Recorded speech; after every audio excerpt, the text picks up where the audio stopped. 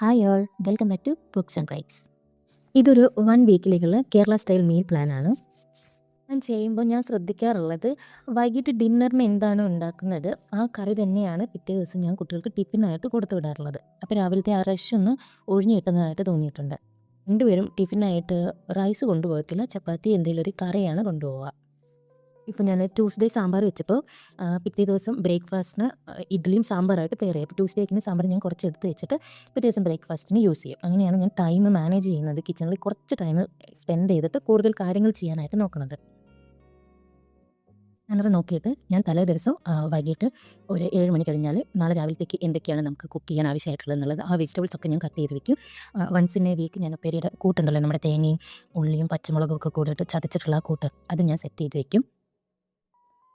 അതുപോലെ ഇഞ്ചി വെളുത്തുള്ളി പേസ്റ്റ് ചെയ്ത് വയ്ക്കും. തേങ്ങാ കൊത്തെടുത്ത് വയ്ക്കും. ചിരകി വെക്കുന്നതിന് പകരം ഞാൻ തേങ്ങാ കൊത്താണ് എടുത്ത് വയ്ക്കാറുള്ളത്. എനിക്ക് കുക്കിങ്ങിനായിട്ട് 2 ബ്ലോക്കാണുള്ളത്. മോർണിംഗ് ബ്ലോക്കും ഈവനിംഗ് ബ്ലോക്കും. മോർണിംഗ് ബ്ലോക്കിൽ ഞാൻ ടിഫിന്, ബ്രേക്ക്ഫാസ്റ്റ്, ലഞ്ച് ഇവ ചെയ്ത് വയ്ക്കും. ഈവനിംഗ് ബ്ലോക്കിൽ ഞാൻ ഈവനിങ്ങിനുള്ള സ്നാക്സ്, ഡിന്നർ, പിന്നെ അടുത്ത ദിവസത്തോട്ടുള്ള കുറച്ച് പ്രിപ്പറേഷൻ ഇത്രയാണ് ചെയ്യാറുള്ളത്. ഇതിനെക്കുറിച്ച് കൂടുതൽ ഡീറ്റെയിൽഡ് ആയിട്ടൊരു വീഡിയോ ആണെങ്കിൽ പറയൂ, നമുക്കതുപോലെ ചെയ്യാം. കൂടുതൽ വീഡിയോസിനായിട്ട് സപ്പോർട്ട് ചെയ്യുക. നിങ്ങൾക്ക് ഈ വീഡിയോ ഇഷ്ടമായെങ്കിൽ ലൈക്ക് ചെയ്യുക. Thank you.